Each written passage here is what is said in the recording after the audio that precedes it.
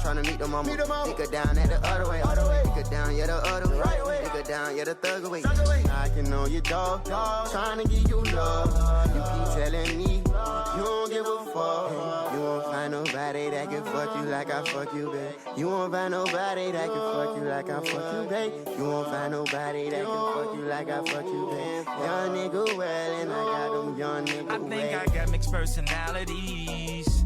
This bitch switched up my whole mentality. This girl, she got mixed personalities. One day she's happy, then she's mad at me. Say you want someone.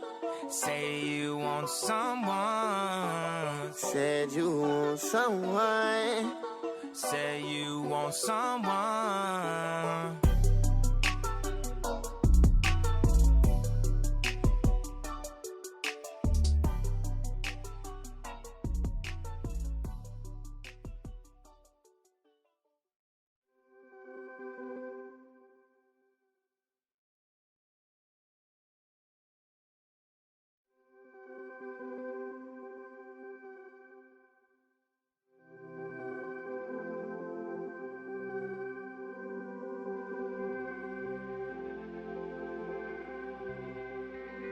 I had a feeling once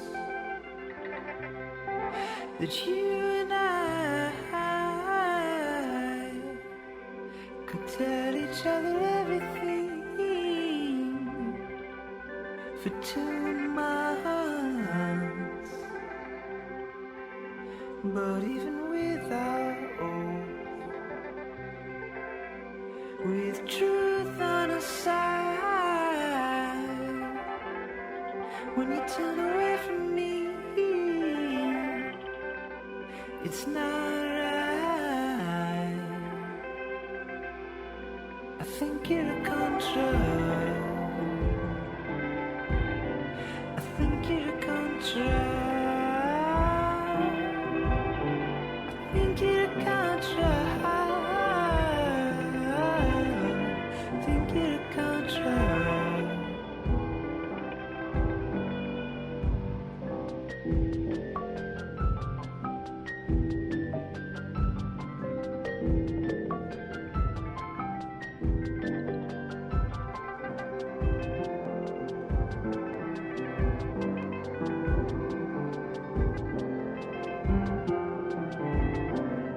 My revolution thoughts,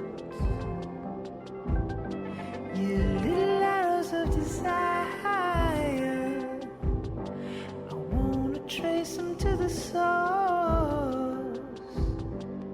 and the wire, but it's not useful now, since we both made up our minds. You're gonna watch out for yourself, and so will I. I think you're a contra, and I think that you lied. Don't call me a contra till you've tried.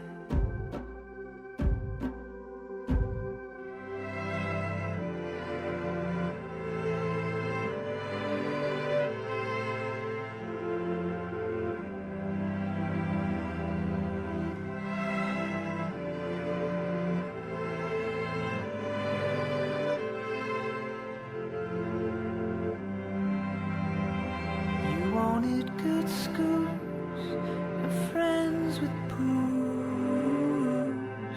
You're not a contra. You wanted rock and roll, complete control. Well, I don't know.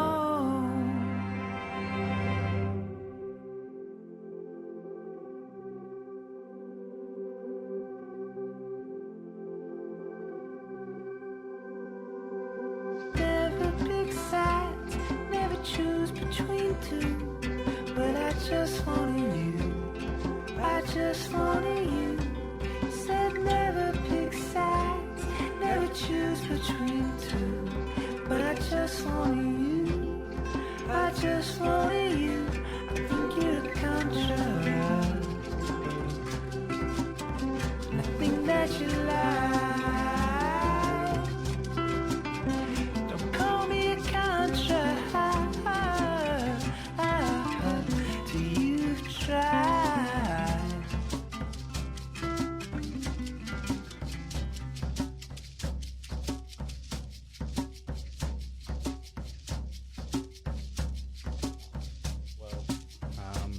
That was a little bit more abrupt than I thought it would be. But I guess we'll just go ahead and get started. Welcome back to Taking It Back with Mason and Jack. You're listening to Bearcast Media, coming at you live from the Jack and Joan Strader studio, part of the electronic media division of CCM. And, all right, let's get started. First of all, I'd like to thank you if you're listening again. I don't know why, but if you're a repeat listener, if you're a new listener, I thank you for tuning in. Hope we can keep you here, and hopefully not hostage, just hopefully you stay voluntarily. We would like to address some of the concerns from our many listeners responded to our Twitter polls. We're going to we're still testing the waters on our segments. We've got some more ideas, some expansions, some reductions, and some changes to make, but hopefully you will enjoy them all. All right. Well, I guess there's no point beating around the bush. I guess we'll just get straight to it. So, Jack, would you like to introduce the revamped, remodeled, and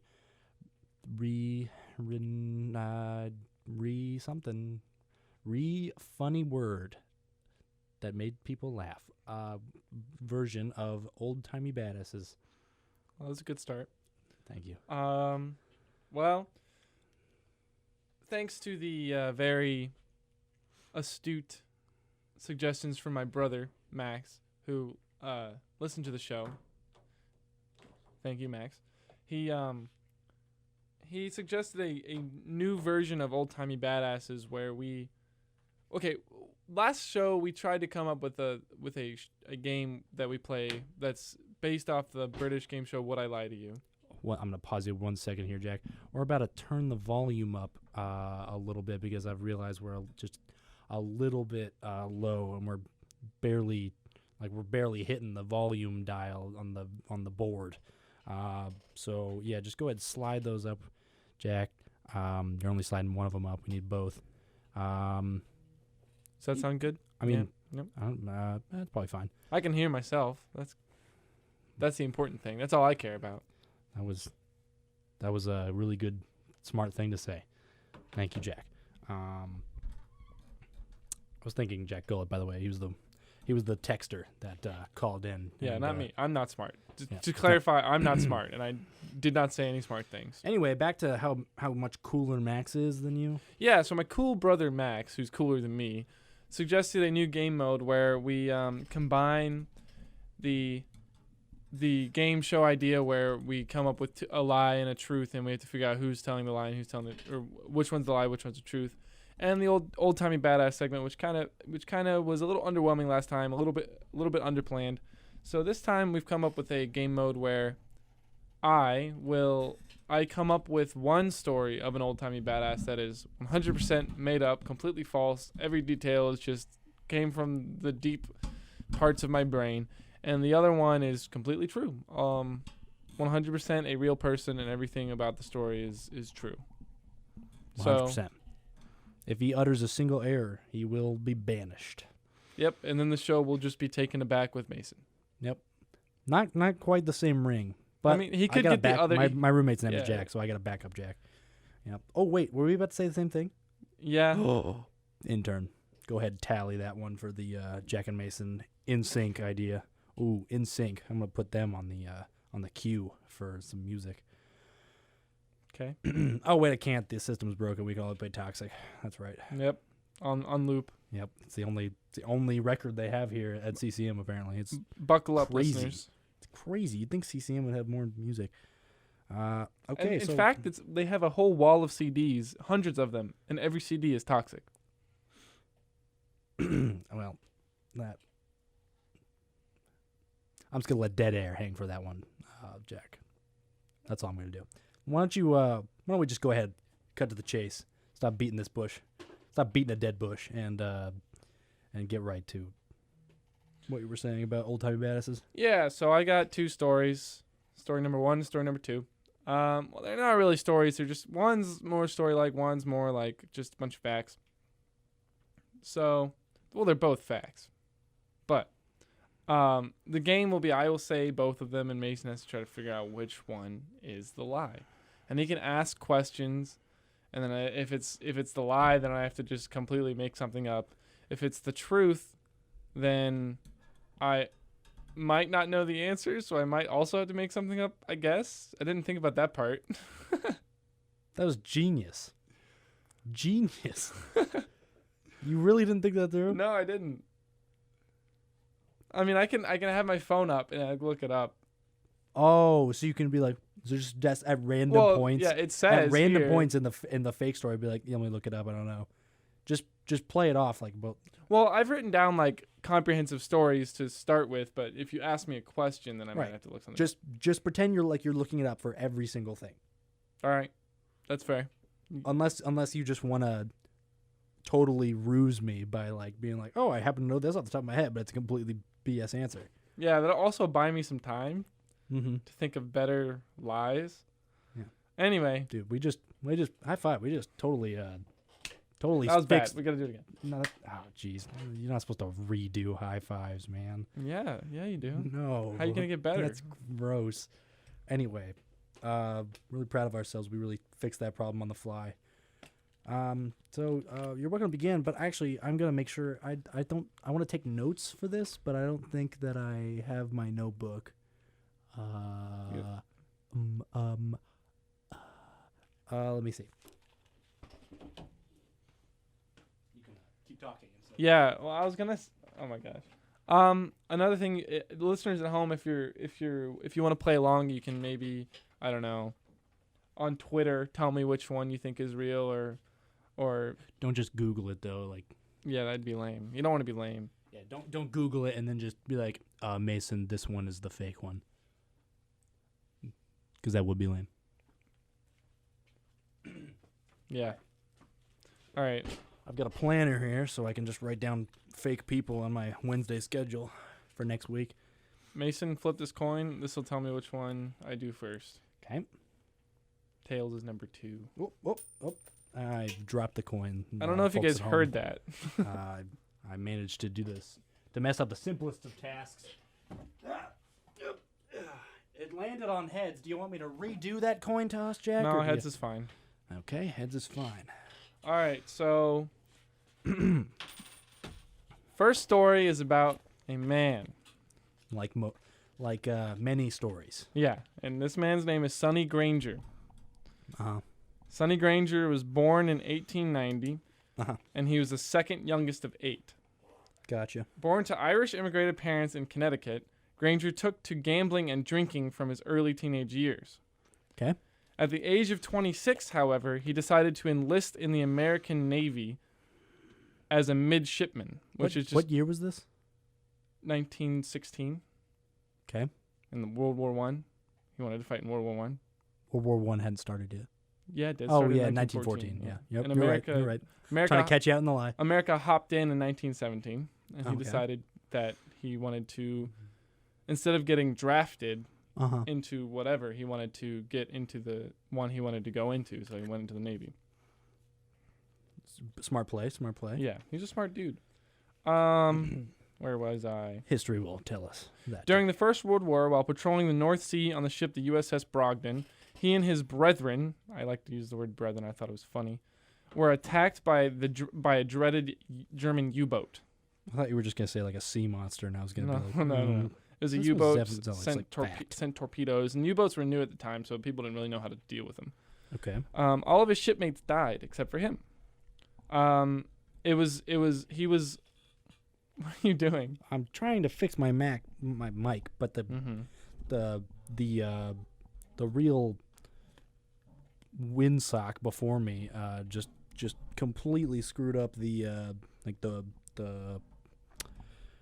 turny mechanism gears kind of thing, and it's just sagging down to my stomach. So apologies if the It looks like it's listener at It's home. the first joint. Oh no, you got it. Apology if the one listener at home heard a bunch of creaking. I'm sorry. Anyway, all of his Back to shipmates, Sonny Granger, of- totally real guy. all his shipmates died. Well, reported deaths. We don't know like when they died, but he was the only one that survived ultimately. Probably dead by now. Yeah, well, we'd assume so. He clung to a piece of wreckage and he had a massive wound in his left arm. We already established he's a pretty smart guy. He like tied off the wound with a piece of his clothing so that A piece of his clothing. Yes, go Mm. on. A piece of his clothing. a piece of his clothing, and to prevent the bleeding, and he like the wreckage was big enough that he could like climb on top of it. He floated on the piece of wreckage for 5 days, and while sitting on his floating prison, Sonny was approached. 5 days. Did he have food? No. 5 days without food and water. Yes. Sounds pretty real. People have gone longer. Okay. He's approached by a seagull. A seagull. Yeah, a gull. I don't think it was a seagull. I think it was some other kind I of think gull. seagulls are like weird. They like only show up like on land or something like that. But I might be completely making that up. Am I, Jack? You tell me. I think you are, yeah. I have no idea actually. So. And I don't think it was a seagull. I think it was a different kind of gull. Mm-hmm. Like a black-tipped gull or Yeah, something like that. Yeah. And it landed on his wreckage, and he reports that he spent what he assumes was like over 10 minutes slowly approaching the gull, and How then much ship wreckage space did he have? it was about 5 feet wide, and he was sitting on it, and it was on the other end, so he kind of Mhm. had to reach for it. This sounds like a way worse version of Life of Pi. It's like instead of like an awesome tiger Well, that some he's chilling people with, it's just some like people think a very that this small bird. that this story Inspired it. yeah. I thought there was Oh wait, I think that happened after the book was written. Actually, never mind. Well, anyway, Not your story. Something else I was gonna think of that I thought of and was gonna mention. Anyway, go on. sure, yeah. He approached the gull and caught it, but he didn't kill it and he didn't eat it. What he did was he took a piece of rope that he had on him, like a piece of string. It might have been, I think he tied his like shoelaces together or something, and he tied it Did they to. have shoelaces in 1916? Yeah, they did. I mean, I don't know how else they would put shoes on. They didn't have Velcro, so actually, no, I don't think Velcro was invented yet. I don't think they'd have a zipper shoe. A zipper shoe? Is that a real thing? Yeah, I used to have one when I was like in 4th grade or something. That's a really interesting image. It was. Zipper shoe. I thought I was cool. He had like light up Skechers. No, they were just zipper shoes. No, I meant Sonny Granger. Sonny He had light up Granger, yeah. Skechers. He like just conked the seagull in the head with He light up. caught the gull and he tied the rope to its foot, and along the rope he tied different pieces of broken glass that were on the piece of wreckage he was on. So he couldn't bite the rope? No, Yes? Oh. you'll see. And when he saw a ship approach, he would let the gull go and hold on to it, and it would fly around, and the people recognized that he was there because of the reflection of the glass. They saw the reflecting glass like multiple times. That's insane. Yeah. And so they came, picked him up. It was a British ship, brought him back to London. He survived. It was, and he lost his arm too. What do you mean he just lost his arm? Like, what happened? The seagull get it? No, remember, it was injured, and he like tied it, and by the time they got to him, it was like we couldn't really save it. Huge detail that you were just like, oh yeah, lost his arm at some point. Oh wait, he lost it when after like they Yeah, got it was okay. still there on the I wreckage. thought they you meant, brought like, it back, and they're like they couldn't save his I arm. thought you meant he guess did is the all way. that. Well, wait. If it was so bad, could he use it to catch the seagull? He used his other arm. Yeah, but it's significantly harder with one arm. Yeah, You're right, dude. This guy is a badass. he is. If he's real. And he is. That's pretty crazy, though. Yeah. That would be hard to make up. I feel like the other guys could be like, Jimmy Johnson, who happens to have the same exact name as a famous NASCAR driver. I'm not done with the story. Oh, There's only like one more sentence. okay. And Sonny Granger went on to become a like prominent-ish poker player. What? Yeah. Okay. Yeah. Of all the things he could do after that, he was Mhm. like, I'm gonna play poker. Yeah. He wasn't like a motivational speaker. No. He didn't like Played start a poker. company. Played poker. He didn't become like a general. He No. just played poker. No, he left the military immediately after the war. Wow. He got discharged because of his injury, obviously, and then honorably whatever it's called. Yeah. And then he Not dishonorably. Loser. yeah. And then he decided like, yeah, he just want to play poker. That's wow.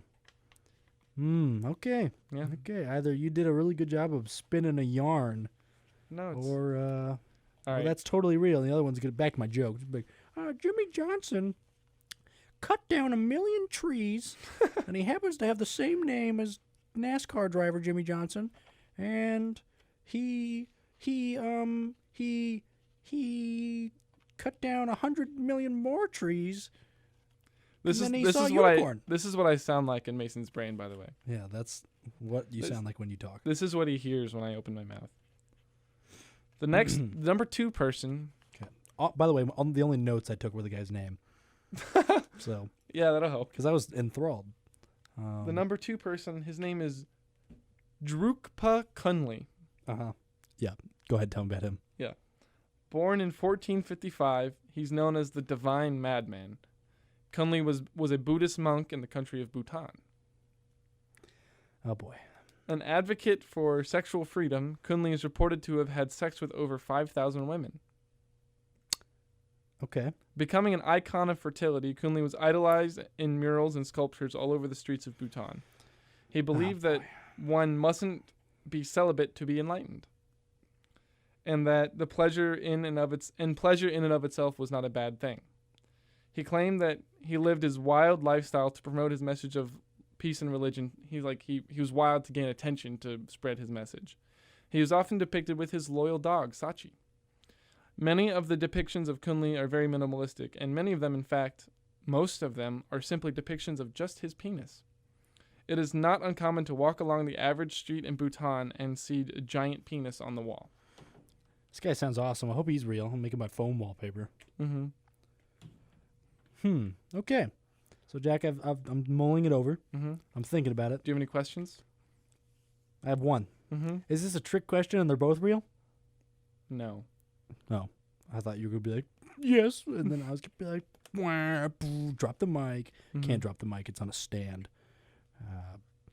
It's physically impossible It would to take drop a while to drop this. Yeah, I would have to bring a screwdriver and a wrench, and that would just the joke would be well over by that point. The dedication would be admirable, though. That's true. Much like Sonny Granger and Drukpa Kunli, both Drukpa. Drukpa. Yeah, sorry. Yeah. Sorry, I messed up your fake guy's name. Mm-hmm. Is that your official? Do you have any questions? No, I want to ask questions. Okay. With Go your ahead. notes? Go ahead. Tweet in some questions you have for Drukpa and Sonny. By the way, loyal listener at home. So let's see. Let's review the years. What year was Sonny? What year did that happen? What year was he born, or what year? What year that did this story happen? 1917. Okay, because he was at war. Mm-hmm. Which war? World War One. Okay, good. And what World War I happened, Jack? Go ahead, and tell me that. I Well, want to see if this is a real war you're talking the assassination of Archduke Ferdinand I Mm-hmm. in the country of Hungary, the Czech Republic. I thought it was Czechoslovakia? Serbia. Serbia. Yeah, Serbia. Yeah, or Slovenia. Serbia. No, it was definitely Serbia. It's Serbia. Big brain. Mm-hmm. Thank you. Anyway, he All was right. assassinated by some guy, you know. Oh, we got a texter asking a question. What was the name of Sonny Granger's ship? The USS. I mean, I read it off my paper. It was the USS Brogdon. USS Brogdon. Yeah. Okay. And let's see. Drukpa Kunli. Bhutan, you said? Yes. What city in Bhutan? Is Bhutan a city? No, Bhutan's a country. It is? I don't know that. Yeah. Okay, and what city? Like just all across the whole country, people just idolize this guy. Or was he Yeah, at, he's a like city he's like the patron saint of the. He's like the saint of the whole country, basically. I mean, I've never. Jeez, I just got a text that says it was Austria-Hungary. Was where Prince Ferdinand was. He was assassinated there, but wasn't he the Duke of Serbia? Maybe, I don't know. That's what I thought. That's- Anyway, that's not really super relevant to At all, figuring yeah. out whether or not they're actually which one's real or not. Mm-hmm. This is hard, man. You did a good job. I really thought I was just going to get you with instantly guessing that it was a trick question. Is it a trick question? They're both fake? No, that'd be good though. That'd be That incredible. Would have been worth too much effort. That would have been Worth too much effort. Yeah, that's what I said, and I'm standing by it. Okay. Dude, that would be so worth it. Like, so worth it that there's no way I could do it.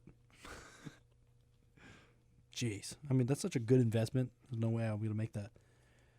Man, I'm just making classic, hilarious jokes here to give myself time. Do you want me to pity laugh at your jokes? No, I would be a little insulted. Because I can So- if you want. If you're gonna No, keep no, if it you're gonna would- keep doing it.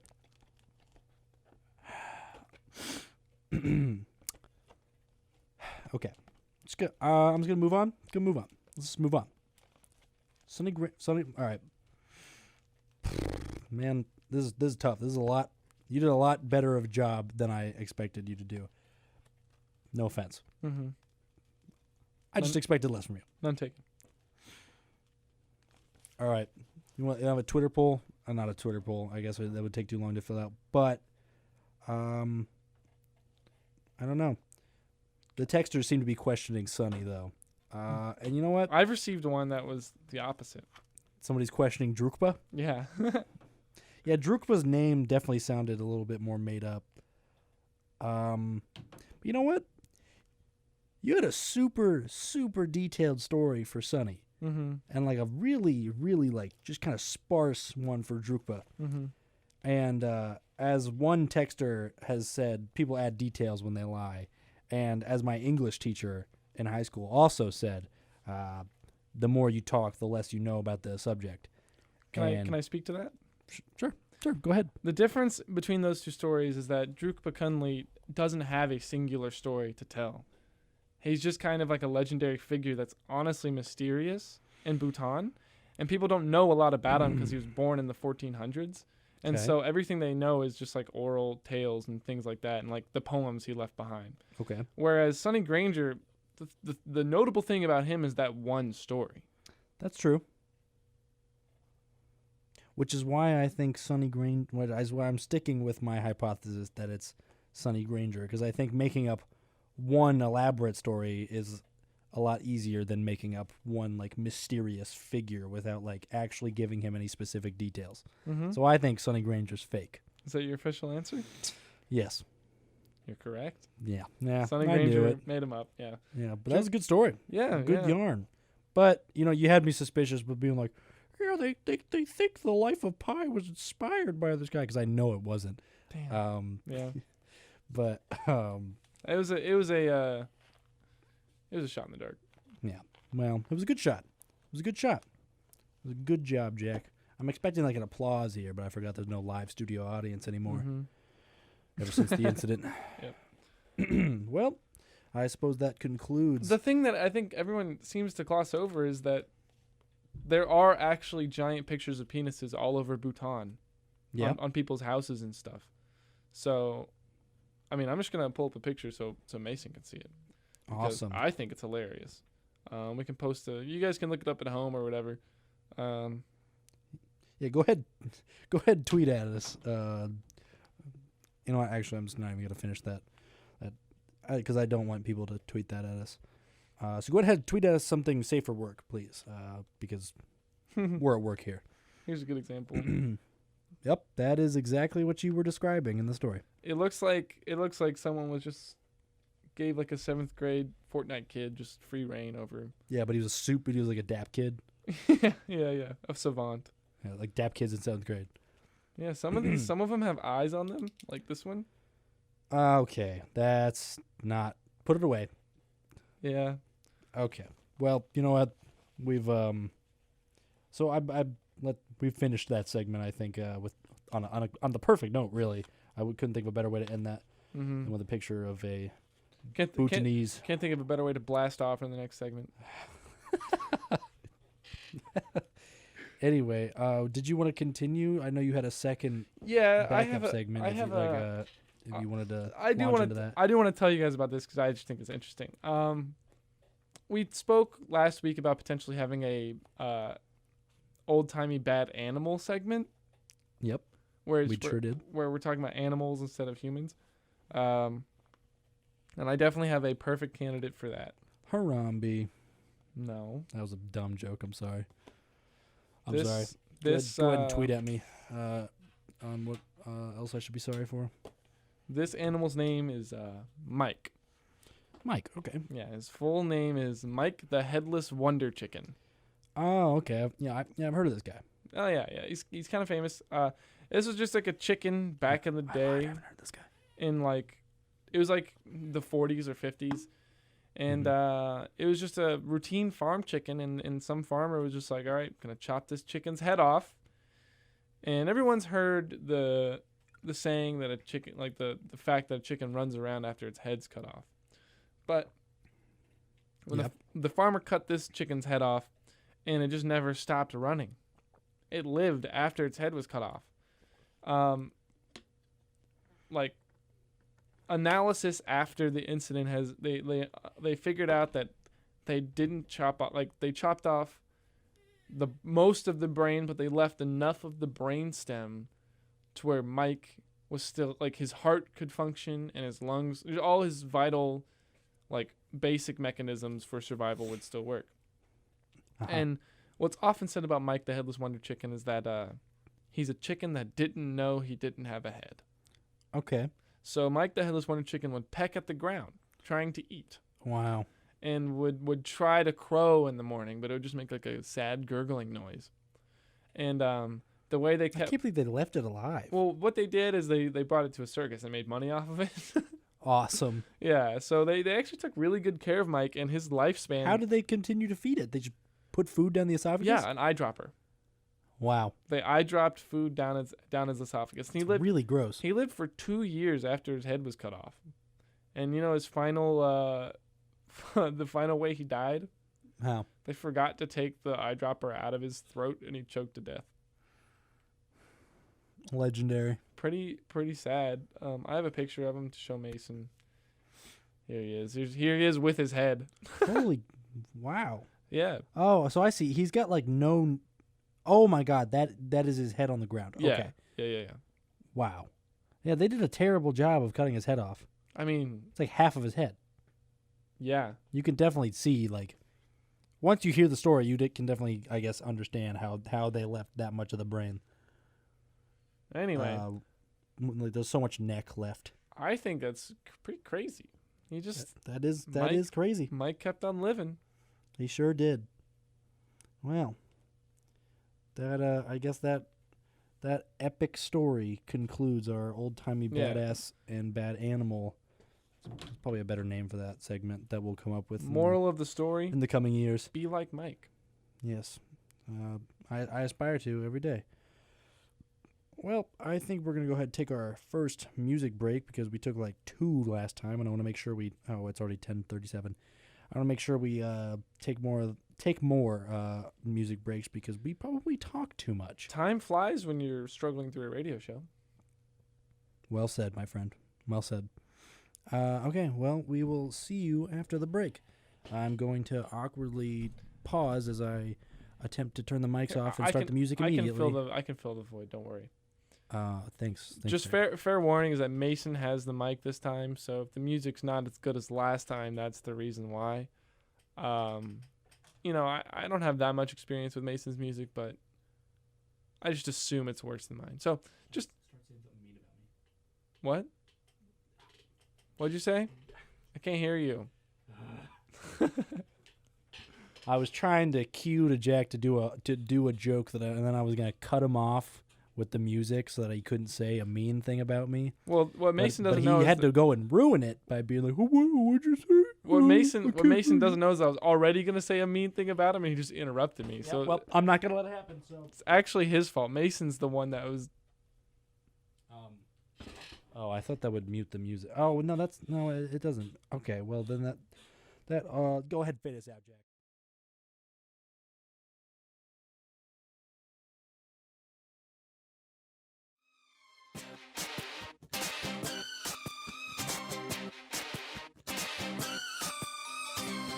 Baby, can't you see I'm calling? A guy like you should wear a warning. It's dangerous, I'm falling. There's no escape, I can't wait. I need a hit, baby, give me it. You're dangerous, I'm loving it.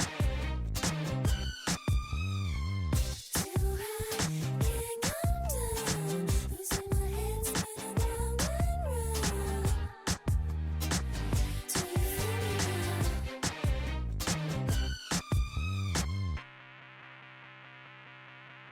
Ooh, the taste of your lips, I'm on a ride. You're toxic, I'm slipping under. Taste of a poison paradise. I'm addicted to you. Don't you know that you're toxic? And I love what you do. Don't you know that you're toxic?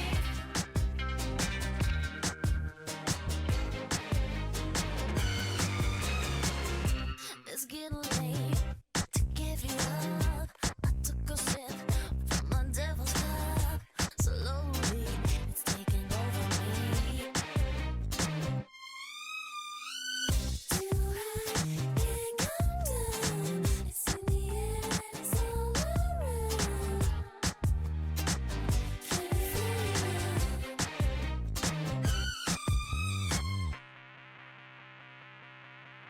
Ooh, the taste of your lips, I'm on a ride.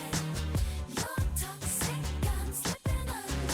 Taste of a poison paradise. I'm addicted to you. Don't you know that you're toxic? And I love what you do. Don't you know that you're toxic? Don't you know that you're toxic?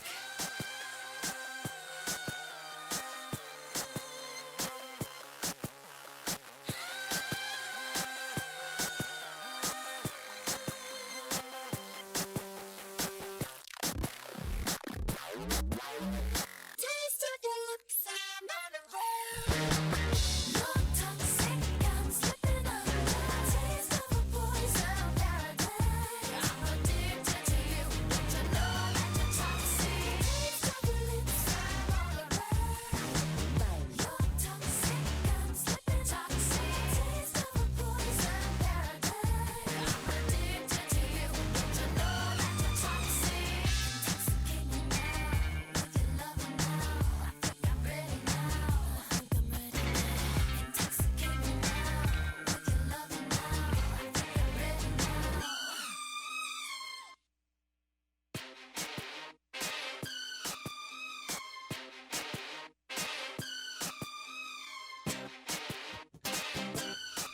I was just kidding. Shawty's like a melody in my head that I can't keep out. Got me singing like na na na na every day's like my iPod stuck on replay. Shawty's like a melody in my head that I can't keep out. Got me singing like na na na na every day's like my iPod stuck on replay. Remember the first time we met, you was at the mall with your friends. I was scared to approach ya, but then you came closer, hoping you would give me a chance. Who would have ever knew that we would ever be more than friends? But railroad white breaking all the rules. She like a song played again and again. That girl, like something off a poster. That girl is a dime they say. That girl is a gun to my holster. And she's running through my mind all day. Hey, Shawty's like a melody in my head that I can't keep out. Got me singing like na na na na every day's like my iPod stuck on replay. Shawty's like a melody in my head that I can't keep out. Got me singing like na na na na every day's like my iPod stuck on replay. See you being all around a clue. Now once did you leave my mind? We talk on the phone from night till the morn. Girl, it really changed my life. Doing things I never do. I'm in the kitchen cooking things she likes. Railroad white, breaking all the rules. Someday I wanna make you my wife. That girl, like something off a poster. That girl is a dime they say. That girl is a gun to my holster. And she's running through my mind all day. Hey, Shawty's like a melody in my head that I can't keep out. Got me singing like na na na na every day's like my iPod stuck on replay. Shawty's like a melody in my head that I can't keep out. Got me singing like na na na na every day's like my iPod stuck on replay. I can be your melody, a girl I could write you a symphony, the one that could fill your fantasies. So come, baby girl, let's sing with me. Eh. I can be your melody, a girl I could write you a symphony, the one that could fill your fantasies. So come, baby girl, let's sing with me. Eh. Shorty got me singing. Now she got me singing. Shawty's like a melody in my head that I can't keep out. Got me singing like na na na na every day's like my iPod stuck on replay. Shawty's like a melody in my head that I can't keep out. Got me singing like. It's like I'm back on the school bus in 4th grade all over again. 4th grade. It's probably pretty accurate, actually. I don't know. I have any idea when that song came out. Oh my God, Toxic's playing again. Stop. Toxic, please. Okay. All right. Toxic crisis averted. Okay, we're going to go ahead and give another shout out to a different part of CCM, the 48-Hour Film Festival. Catch me and Jack acting in a film at this 48-Hour Film Festival. It's 7 at TUC, am I correct? The TUC Cinema. It's free to the public. It's free, no money. So, You don't have to pay money. It's free. by the way, we should mention you do not have to pay. It is free. Yeah, it's 7 o'clock, TUC Cinema. There are several 5 to 8 minute films, roughly. About 10. Yeah, so that it would, it's gonna be, it's gonna be the commitment of, a normal time commitment for like just seeing one movie, but you're gonna see 10 small movies, and we don't know what they're gonna be about because we make them in 48 hours starting tomorrow night, and we're probably gonna be in separate ones. Yeah, it's randomly assigned grouping. Please try and come see it. If you're listening from far away and you're not gonna be able to make it, hopefully I think they get uploaded. They upload it to YouTube. Onto YouTube, so you get go ahead and you can watch us act from the comfort of your own home. Yeah. This actually won't be our first foray into. Is that the right word? Our first foray into the film industry. Jack and I actually starred in a movie together. It's called Twist. Mm-hmm. And it won an Emmy, I believe, didn't it? Yeah, it won a Tony actually. Is an Emmy a? Emmy's TV. Tony is Broadway. Oscar. Yeah, Oscar is the. I thought you were making a joke, and so I was making another joke, but really you were just dumb. I was just wrong. That's all that happened was that I was incorrect on my movie. Well, anyway, the movie won a Grammy, and we filmed it last. Yeah, actually, the movie itself just won the GOAT. No, wait, no, it's not GOAT. EGOT. Yeah. Damn, I was wrong again. It's the Whoopi Goldberg of movies, so because she has an EGOT. Okay. Whoopi Goldberg isn't. Anyway, it was a fantastic movie, and Jack and I are kind of hoping for maybe like my group would do Twist 2 and his group would do Twist 3. You got something against Whoopi Goldberg? I didn't say anything about Whoopi Goldberg. Whoopi Goldberg's great. All right, just checking. Let's have her on the show. If anyone out there knows Whoopi or has any way of tweet at us and then Whoopi Goldberg, and maybe she'll see it. I think like so Whoopi can see, guys. Like so Whoopi can see. That's a YouTube joke. I don't know if it carried well. Go ahead and tweet us if that joke was funny. Anyway, well, we thought it would be a fun segment to have texters and tweeters give us some film pitch ideas, because we have to go tomorrow because we're only actors, so we don't really have a ton of say in the filmmaking process. But tomorrow night we will get to pitch some ideas to the script writers and directors in our groups. And so we thought it would be fun to come up with some our own pitches that, and then to have people text them into us. So Jack, my roommate Jack, and I went to a workshop a couple weeks ago by this guy that gives TED Talks. His name is Shane Meeker, and he's like a professional storyteller.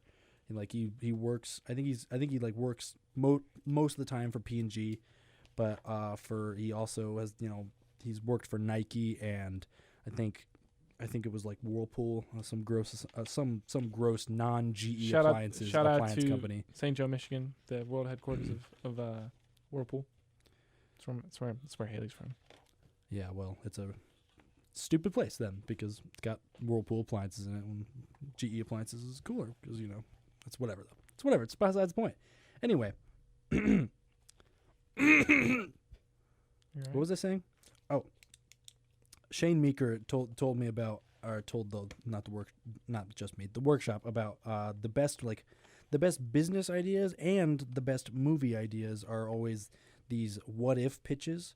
Like it's never like if you have this what if at the beginning of like your script, like sample or whatever, this crazy what if that hooks the reader in like instantly, your pitch is guaranteed 10 times better than the next one without some sort of crazy like super concise what if statement.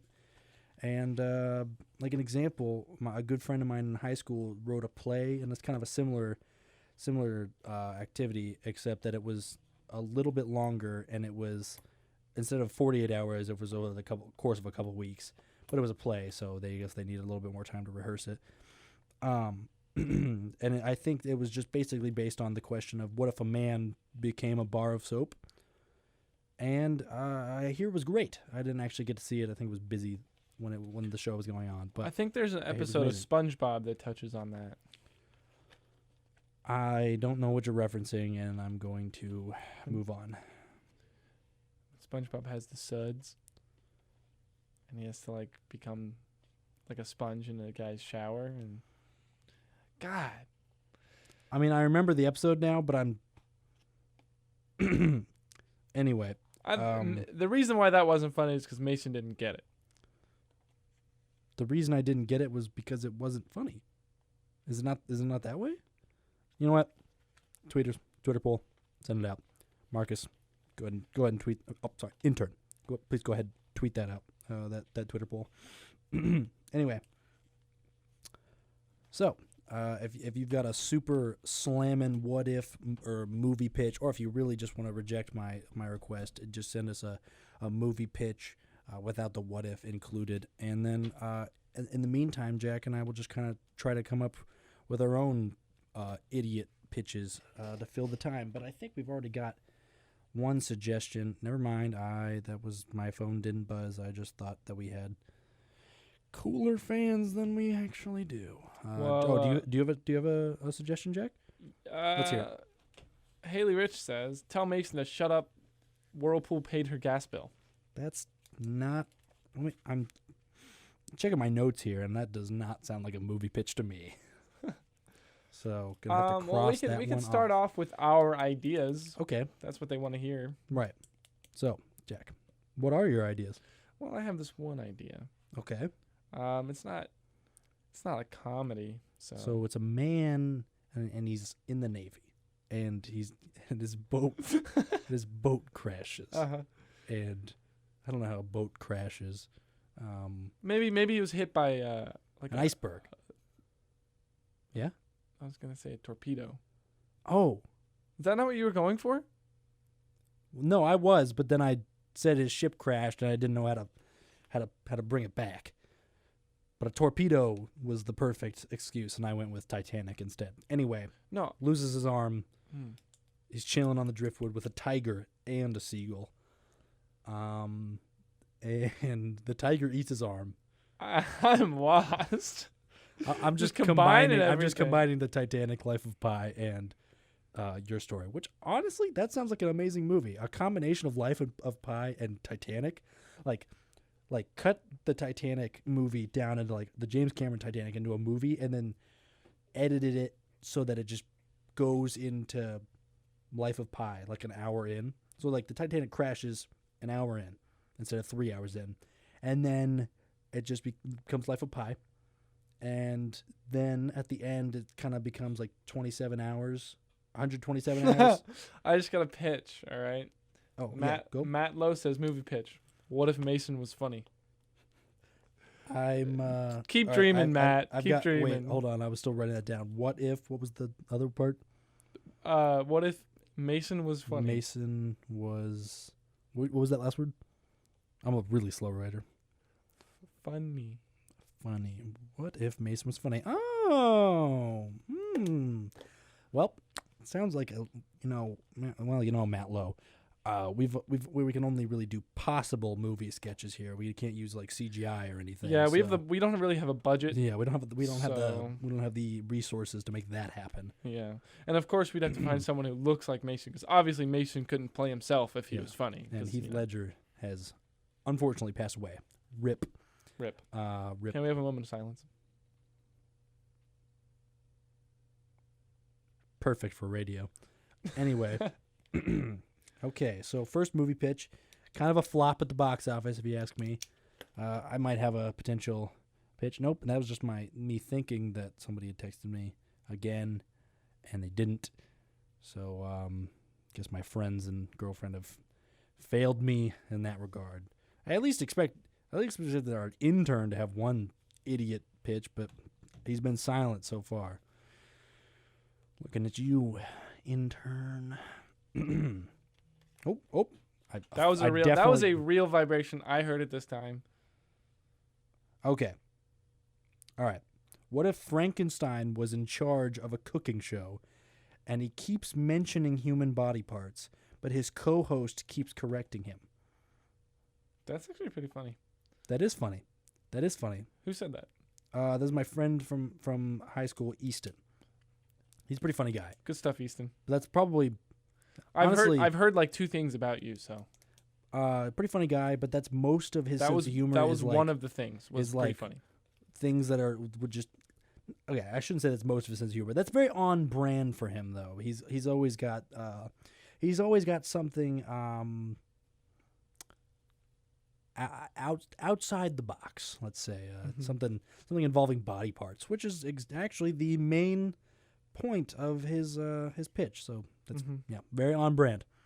Used to be teeth, and then at one point when we were playing Starbound together, it was eyeballs. Because I have a phobia of eyeballs, not like of just eyes, like looking you in the eye, but like eyeballs being separate from the body. Sure. And listen, man, you gotta experience that. Oh, geez, I just punched the mic. You gotta experience it to understand what I'm thinking. But we keep I getting like off this track. pitch. Yeah. I like this pitch though. Let me just write that down. What if Mason was funny? I just read that again. Woohoo! That was a good one, but it's just it's not doable in this year, in the current year. Yeah, maybe next year. Maybe next year. I was going for far in the future. We need like a 48-year festival. Year was too big. I should have gone with, I don't know, day, months, week. Week would have been good. Yep. Sorry. Uh-huh. Work in progress here, people. Anyway, I'm just gonna keep track of this pitch. I'm just gonna take a screenshot or something. It's way too long to write that down. All right, everyone listen while Mason writes stuff down. That's Here we the go. new... I think we might have another pitch. What if a Twilight Zone episode was at Rensselaer Polytechnic Institute, which is going to take minutes upon minutes of explaining. No. You've told me about this. It's got like the robot mascot that everyone joked about. So my good friend Sal, another from high school, went to his first year of college was at this school called Rensselaer Polytechnic Institute, and it was in New York. And like a Twilight Zone is a pretty good way to describe it. Like it's just such a strange place. I think he's glad and I'm glad he got out of there because it was super bizarre. But they have this unofficial mascot of their super old like grade system, like equivalent to our Canvas or Blackboard. I don't remember. Blackboard, more like. Anyway, what? Why more why blackboard over canvas? Because you said it was old and archaic. Right, but I think this one was like from like the freaking 90s. Maybe not the 90s, I don't know. Anyway, Just let me flame on blackboard, bro. blackboard, what's wrong with blackboard? It's not as good as canvas. I don't know. I think Canvas is good, but I don't think any of my professors really like structure their class within Canvas very well, so it's very confusing to navigate. I also don't think our Canvas. listeners care. Continue with your Wow. old story. Just can you hear that? Jack, that's just Jack slapping me in the face. Just bam. Just please stop hitting me, Jack. Come on. Anyway, And now that we've hit 11 o'clock, I want to remind everyone that you're listening to the Bearcast Media, coming to you live from I've never done it before. Mason, take it away. I can't do it. you're listening to Bearcast Media, coming at you live from the Jack and Jones Strader Studio, part of the Electronic Media Division of CCM. That's how it's done. I had never read that sign before. It's kind of far away. It was a little rough. Kind of far away. It's 7 feet from us. It is written in like 14 font. It's like 30 font, but whatever. It's also a very legible sans font. Actually, no. Yeah, no, does that count as a sans font? I guess it's kind of like a typewriter font. Again, not a very good medium for radio, though. We gotta really stay away from the visual arts that we keep relying on. We should just be blindfolded. We should just be blindfolded for our next show. That'd be kind of funny. We'd probably get away from the mic. Oh, that's true. Tape the mic to our face. Okay, keep going. Tape our hand to the soundboard. Okay, Tape our butts to the chair. awesome. And once we've done that, But how do the listeners know that we're blindfolded? I guess it's not really important that the listeners know that we're blindfolded because it's for our benefit and not for theirs. Well, I guess it is ultimately for their benefit, but it's to keep us from relying on sight and to think of things to say instead of being like, I'm gonna look around the room and find something else to talk about. Why is the mouse on the floor? Because it was when we came in. Dang it, I was like joking about it, and then I still made like anyway. Let's just move on from more evidence for terrible. you. More evidence for you, Matt, that movie is just undoable. not possible. Is that a word? Undoable? Yeah. Sounds like a word to me. Impossible. Unfeasible. I'm gonna go ahead and accept that Mason's never gonna finish a story about that college in New York. And Oh, that's right.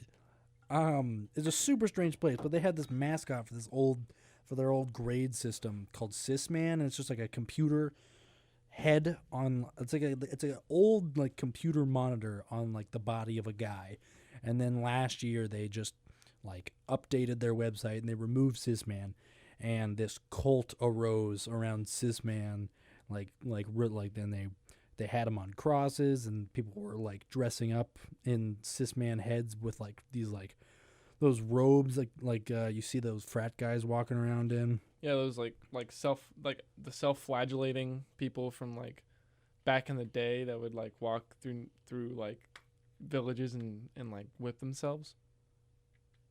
What? You've never heard about that? No. Have you ever seen Monty Python and the Holy Grail? Yes. Well, the people that bonk themselves in the heads, heads? those or are the based books? on the self-flagellants that would like walk through old villages like during, I don't know, the Baroque era or whatever, and like whip themselves in the back and flagellate themselves. How do you whip yourself in the back? Take a whip. It's not like a full like Like a bull short whip. Yeah, it's like a I don't know, 2 feet Like long. a beginner's whip? Yeah, like there's a word for it. I don't remember what it is. A flagellator? Yeah, something It's a like very funny sounding word for how terrible of a thing it is. It's like, whoa, they're self-flagellate. He's like, flagellate. What's Yeah. that mean? They're like, they're whipping that. themselves. Yeah, Oh my not God. to be All right. confused with flatulence. Yeah. They're not no. self-flatulating. Yeah, no, that was the whole root of my joke. But thank you for going ahead and explaining it, making it unfunny. Moving on. Mason's just So how Shooting about everything down today. what if some monks were self-flatulating? This is the pitch. This is the movie pitch. Self-flatulating monks, right? and they're just in this town in the Baroque era, as you've called it, which I don't think is correct. Yeah, I don't think it's correct either. I think that was like the musical era or Just art in something, general. but like not the doesn't actually describe the time period. Okay, so some monks, they're self-flatulating, and Wait, don't mince your words there. What exactly are they? self-flatulating. Okay. Like they're like the self-flagellating. Like they got orders to go from whatever their cult leader is to go self-flagellate, but they're all stupid. They're like, I guess we're gonna go self-flagellate, and they go into the town and they just start self-flagellating. And where does it go from there, Jack? What do you think? I think they're walking through a village, and their rival cult is walking the opposite direction, the self-flagellate. And they meet up in the middle of the town, and they have to. It's like a turf war. Okay. And one's armed with obviously their whips, and the other one's armed with their natural talents. Okay. I see.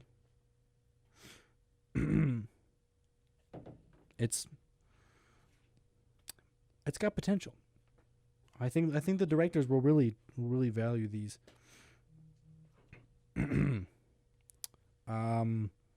Alex gave me a fake pitch, but until she gives me a real movie idea, I'm not gonna shout her out. So, you can respond how you will. Ooh, my bud Sal has sent me a picture of Sizman, which I'll tweet out for your enjoyment.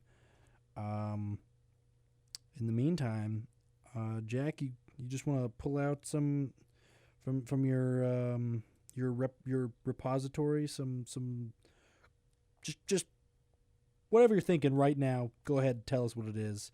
Make it a movie pitch. Go. Okay, well, there's this guy, and he hasn't read any books for a really long time, and he decides, you know what, I'm gonna read some books, and when he gets kind of arrogant, and he starts reading these books and thinking himself very smart, and he tries to use the big words in the books, but he uses them in such a way to make us laugh. How about that, Mason? It's the first thing that came to my brain. I was very confused. Could you run it by me one more time? I'm just gonna not repeat that idea because it was so bad. Okay. Yeah, you really put me on the spot, and I did not come through. Yep. Let's see. Thanks for failing me. Yeah, I'm sorry. I'll never host it alone. Good. Yeah. Host Malone. No, that's okay. If I ever have to host it alone because you're like sick or something, or you're busy studying for genetics, I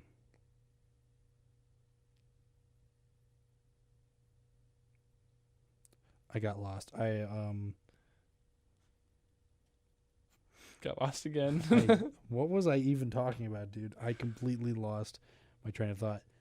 I have this Oh, idea. if I ever have to host alone because you're sick or you're taking a genetics test or studying for a genetics test, I'm going to make that joke and be like, "What's up, guys? It's me, host Malone," and the listener rate will skyrocket. What were you saying? You have this sick idea? Yeah, I had this other idea about like if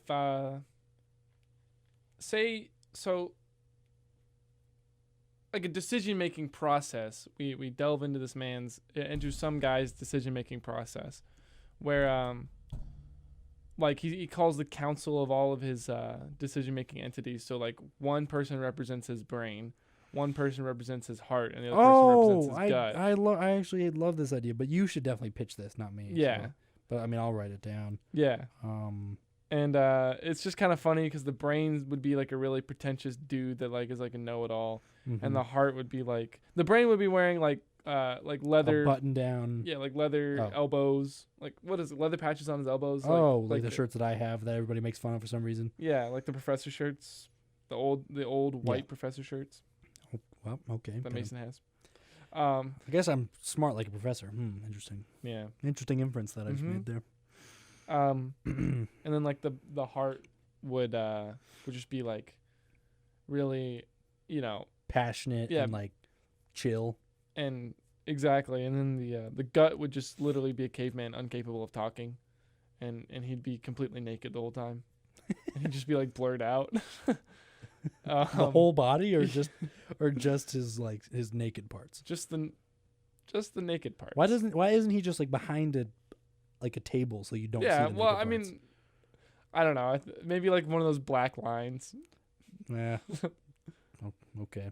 We'll see what the directors say. Directors say. I mean, it's not for me to decide. Anyway, the whole skit would be them arguing with each other about some decision. There's not a that fourth they have to character make. like the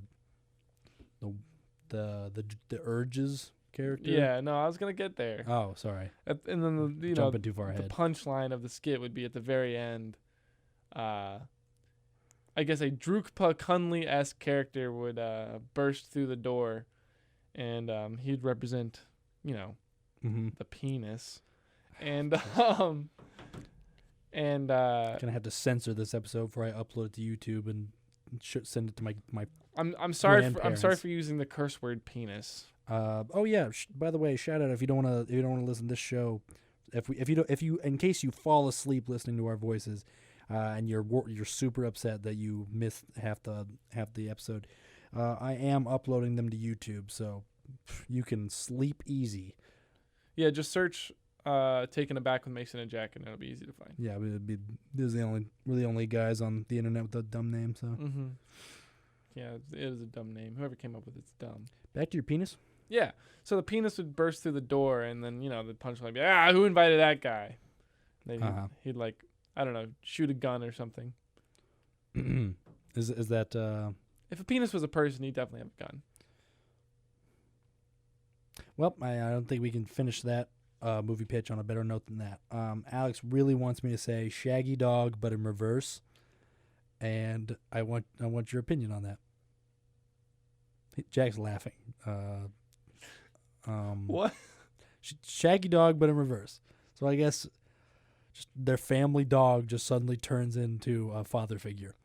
No, I just, the thing that entered my mind was a shaggy dog, but it was reversed. Like Oh. the insides of the dog are just like, Oh. I don't know why. That's the thing that immediately came to my mind. It's probably better than the movie idea, though. Because, do you know Shaggy Dog?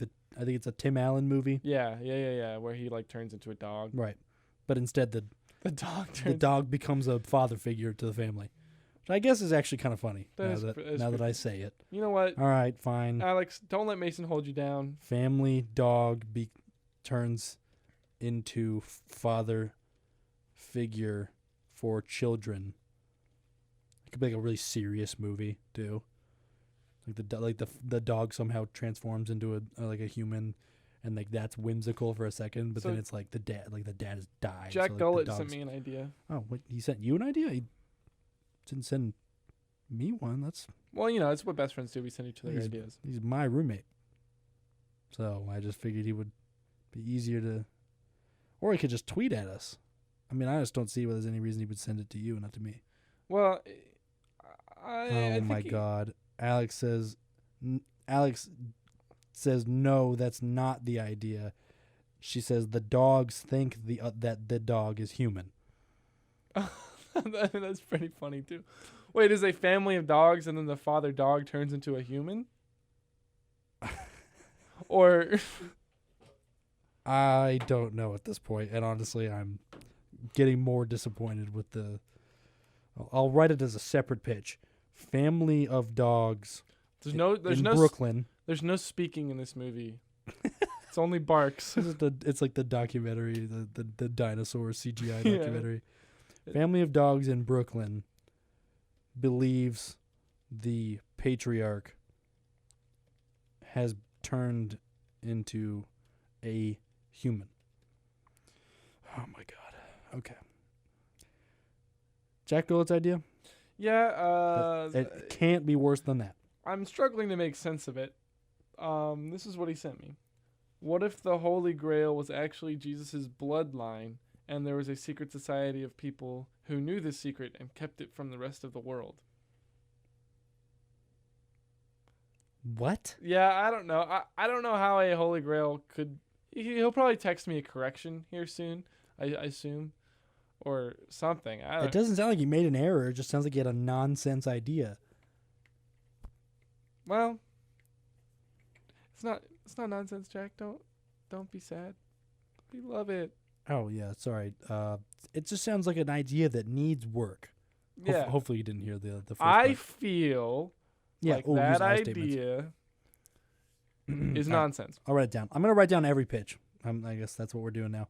Holy Grail is not a cup, rather is Jesus's 23andme.com. Maybe it's like oh, that's Jesus' through- great grandson that the Yeah. secret society Yeah. is. Oh, okay. That's what he meant by bloodlines. You did that the part you didn't was that the part that you didn't get? Well, I thought it was just like Jesus I don't know. is- Jesus was still alive, and they were just like protecting his blood, or not his blood, but like protecting his ability to. I don't know. his ability. They were protect. Dude, you made that. That sounds like a plot of JoJo's Bizarre Adventure, I'm unfamiliar. I'm sorry. which is a super good show. I guess it just sounds like part 3.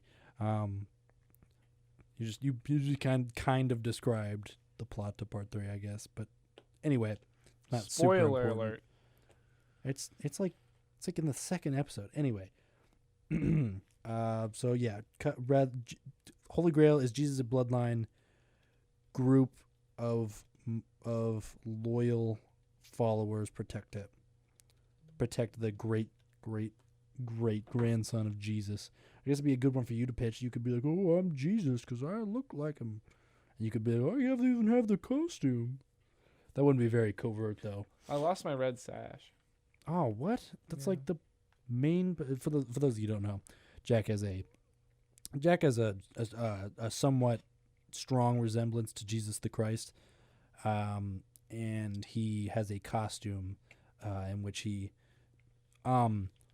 tastefully will dress it as Jesus sometimes to disagree with to fight some of the radical protesters on campus, and to engage them in the meeting of the Oh, minds. apparently the movie pitch from Jack was literally just the plot to the Da Vinci Code. Jack Gillett has never seen like any movie I ever mentioned to him, and he's seen the Da Vinci Code. That's Tom Hanks' best work right there, Mason. You mean sarcastic? Yes. Is it a bad movie? I didn't think it was a bad movie. I think the first one's like okay, and then the other two are really bad. The Angels and Demons or whatever it's called. Is that what's called? Yeah, and then there's a third one. I don't even know. I didn't even know there was a third one. Yeah, like no one cared about it. Oh, well, I guess that makes sense. I've got 2 more pitches from Alex. Shaggy Dog, but with cats. Classic. That's genius. Keep them coming, Alex. Oh, believe me, she does. She is. Shaggy Dog with. Can you imagine with if we were just sitting in the meeting cats. and they're like, anyone have any ideas? And we're like, Shaggy Dog, but with humans. And then they're like, what do you mean? No. Shaggy Dog, but with dogs. And they're like, what are you saying? No, wait, no. I have better. Shaggy Dog, but with cats. And just keep going. Uh-huh. That'd be. We would be the weird guys in the group They'd that kick everyone us would stop out talking immediately. to. We got another one though. Shaggy Dog, but the kids are the dog, and the Tim Allen is trying to find out what happened. So, Honey, I Shrunk the Kids, I guess. But Honey, I turned the kids into one dog. Oh, they're all the same dog? That's according to Alex's grammar. Yes. That's terrifying. Yeah. No. Can you I imagine? think I'm actually going to break the rule I just made of writing them all down, and I'm going to limit it to one Shaggy Dog idea. Just one Shaggy Dog related idea. So, sorry, Alex, but I will not be writing that one down. Oh, I got another suggestion. No, if it includes Shaggy Dog, I'm not saying it. So, oh wait, okay, Jack sent me one. What if there was a secret society of people who lived in a bag and kept their secret from the rest of the world? Isn't that just Horton Hears a Who? And also the Grinch, because they lived on a snowflake. But they weren't really a secret, they just lived on a snowflake. My buddy from home, Will Stiles, just sent me one that's pretty funny. Okay, yeah, hit me with that one. He because said it's I can't tell if Jack's is a joke and Jack is also sending me Shaggy Dog ones now. And Everyone send us your best Shaggy Dog no, related do not do movie that. pitch. Do Everyone, not do that. I'll send, but I don't want them. Send them to Mason. Nope. Tweet them at Mason. No, don't do that. Everyone, we Don't listen to we Jack. want 5 from each listener. I'll mute your mic, Jack. I'll mute it and do this alone. I'd like to. That'd be so unfunny. You want me to say I'd like to see you try? I could literally reach over there and just turn it off. Anyway, my friend Will Stiles from home, Mhm. who I'm ready. thanks Will for listening. It means a lot. Thank you, Will Stiles. He I think I don't know. You might have met him. But he just sent me La La Land, but when Ryan Gosling is singing the song A Lovely Night, the scene gets interrupted by a group of Pokemon Go players. La La Land, but Pokemon Go. I think that might be the least romantic thing that could happen. Yeah. My one concern is that we don't have time in the movie nor the budget to get Ryan Gosling, and we don't have time to do the entirety of La La Land to get up to that song. Ryan Gosling could do it. Yeah, but you just gotta remember that the we'd have to get him on such short notice. You don't think he'd do it? I think he would if he could, but I Yeah. think he's probably busy this weekend. Have some faith, Mason. Okay, yeah, you're right. Well, if Will can get Ryan Gosling to do it, Yeah, I'll Will, pitch if it. you can land Ryan Gosling for us, we'll do it.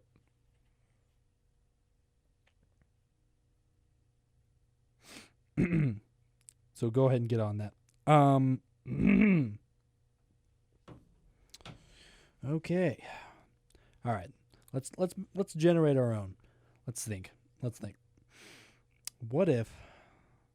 What's a great idea to condense into like a sub 10-minute movie? So what? This is so much harder to do on the spot. I'm sorry I made you come up with one. Yeah, I'm it was glad a I didn't listen to it. disaster. It was so bad too. Yeah. I was like, this has potential as I started saying it. By the end of the sentence, it was terrible. Oh, I just got a great idea from a listener. Listen to this. Apparently our sound is not transmitting. According to one texter, is anybody else hearing right now? I can hear myself in the headset. Yeah. I don't know. Alex is saying she can't hear us, but nobody else has tweeted or texted at us that they can't hear. Anybody having this problem? I don't know what to do if Can we you are having this ask Alex problem. if she can hear anything else in like around her? She may have gotten spontaneously deaf. That's funny. I'll ask her that. I just got another great idea from Other listeners say that they can hear us just fine, so I think it's a problem on her end. Thanks for causing a panic, a CCM-wide panic, Alex. I'm texting her right now. Jack, take over the show. I just got another great idea from a loyal listener. This one's from one Matt Lowe, and he says, "Shaggy Dog, but Mason becomes the dog and somehow also becomes funny." Matt's just hammering it in tonight, but unfortunately, Shaggy Dog is now banned from the show. So, Shaggy Dog is now unbanned from the show by my decree. Unfortunately, unbans have an approval process. Then they need a supermajority, and so there's only 2 of us. Marcus? Yep, Marcus voted for Shaggy No, Dog he to be didn't. unbanned. Marcus doesn't have a vote. He Dude. raised his hand. Marcus doesn't have. That's a vote. supermajority. That's over 60%. I'm sorry. The intern does not get a vote. It doesn't count. He's not paid. He doesn't get a vote. Anyway, And this that's is a good time for a music break. You know what, Jack? You're exactly right. And I can't think of a better song than "Toxic" by Britney Spears. This will give us enough time Go for ahead and Mason cue it up. to I've just knocked my figure out laptop what over. he's doing, because he has not so far. You know what? I think we're to call it on the movie ideas for now, and we're gonna move on to a different segment after the music break. But until then, I'm going to debate on what song to play. You know what? I'm gonna cave. I'm gonna play a fan favorite. If it's not Cotton Eye Joe, I'll be mad. It's not gonna be Cotton Eye Joe, but that's a great idea, Jack. I gotta say. Okay, I was looking for the song, and now it's getting a little awkward, and You know, I warned you guys at the beginning of the show, so. Thanks, Jack. Thank you. Thank you. You know what? I'm just gonna play one of my favorite songs. Oh my God, where did it go? Well, this is just a mess, just like me. Okay, after the break, y'all, you're gonna.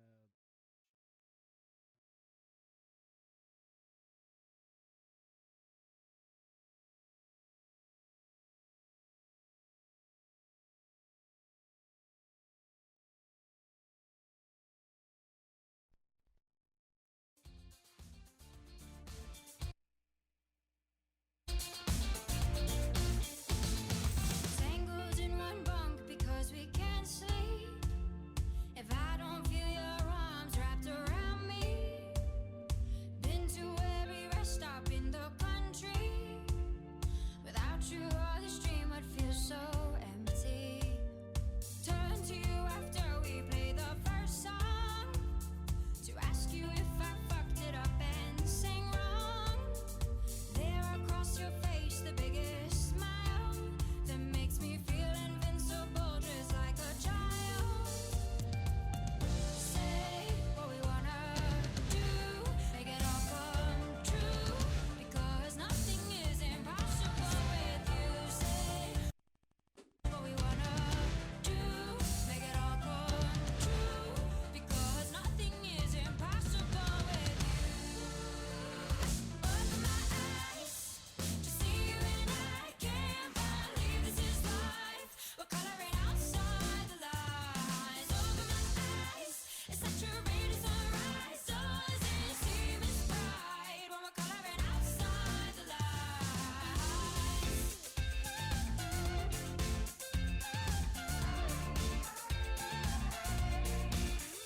They say time slips away when you're having fun. That's why you say let's change our life to a dull one. Don't wanna blink one day and this will all be over. If only time could stop so we never grow older. Yet in the same breath I look forward to the day when our skin is aged. I love you just the same. Our canvas will have endless hues and shades because of all the vivid colors that we made. Oh, say what we wanna do, make it all come true, because nothing is impossible if you say what we wanna do, make it all come true, because nothing is impossible if you open my eyes to see you and I can't believe this is life. We're coloring outside the lines. Open my eyes, it's saturated sunrise. Doesn't seem as bright when we're coloring outside the lines.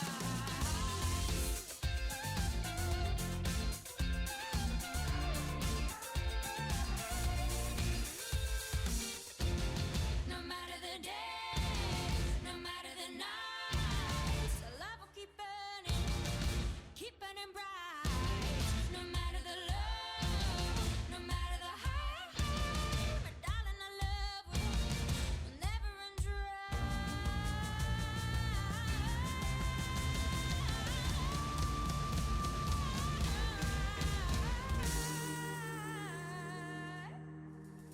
Open my eyes to see you and I can't believe this is life. Outside the lines. Open my eyes, it's saturated sunrise. Doesn't seem as bright when we're coloring outside the lines.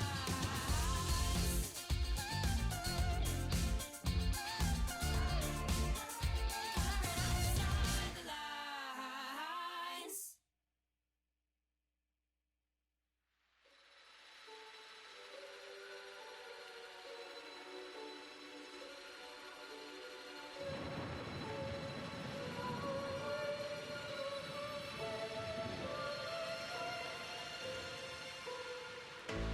Early in the morning, the sun was up and the sky was a very blue. without a warning. As I looked up, my thoughts returned to you.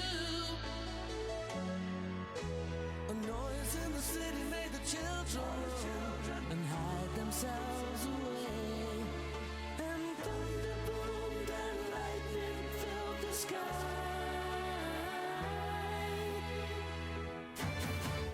Looking from this window, 1,000 rivers running past my door. Standing on an island, looking for someone upon the shore. I can see it very clearly. Nothing's really changed. Then lightning strikes across an empty sky.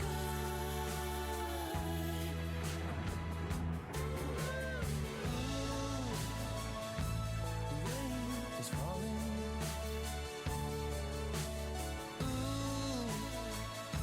The rain is falling.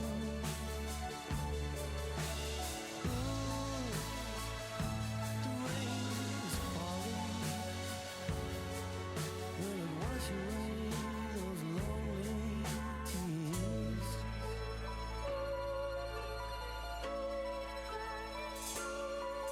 With their brand new time transporter, they'll think maybe I'm bored to get away. But with all their great inventions and all their good intentions, here I stay. Down on the corner where the sun had shone, the people gathered round. Then scattered as the raindrops hit the ground.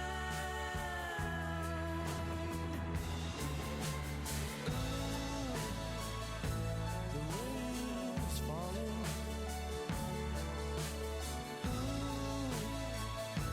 The rain is falling.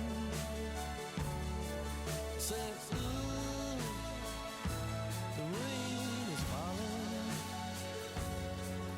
Will it wash away those lonely tears?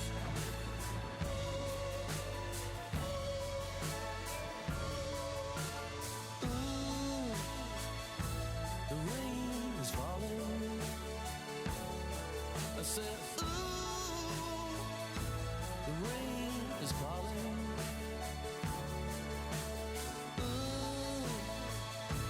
The rain keeps on falling. Will it wash away those lonely tears?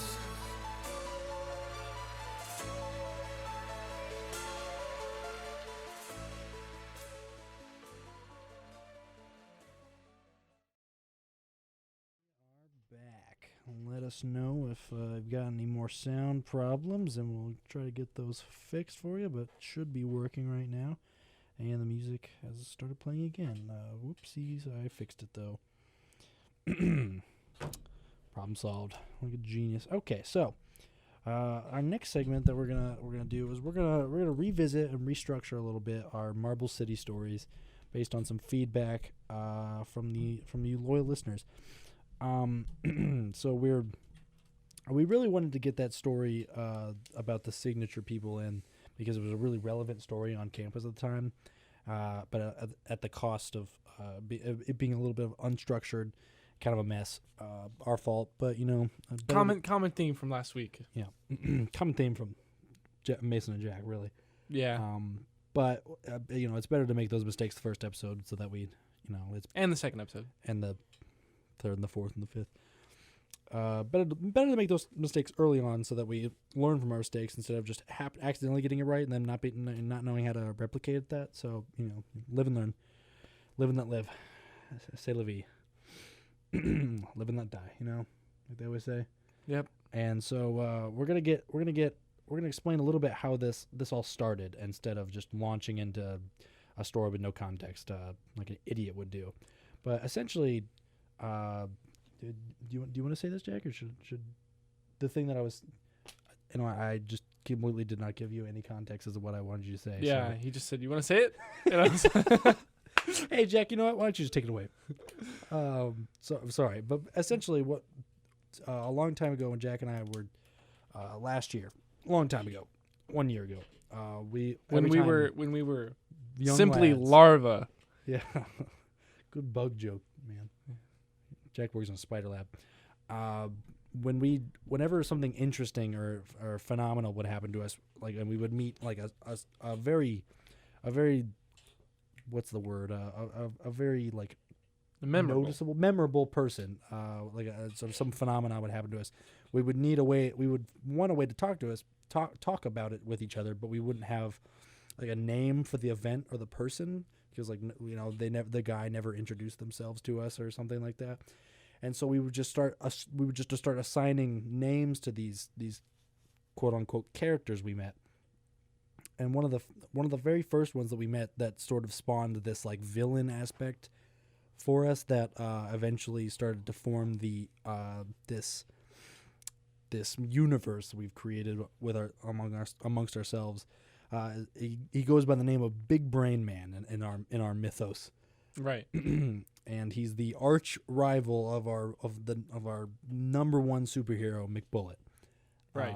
They're mortal enemies, and we're gonna give the real life event of what happened, and then we're gonna kind of translate it into how that kind of spawned our Marble City story for it. So, Jack, why don't you tell us about game night, and then I'll tell the parts that happened before you were involved. Right. So last year we went to this thing every Monday that was called Game Night. That's about all there is to it. We played games. It was in the Morgan's Residence Hall lounge, and it was pretty late at night. But I mean, it was just in our dorm, so we weren't really concerned about that.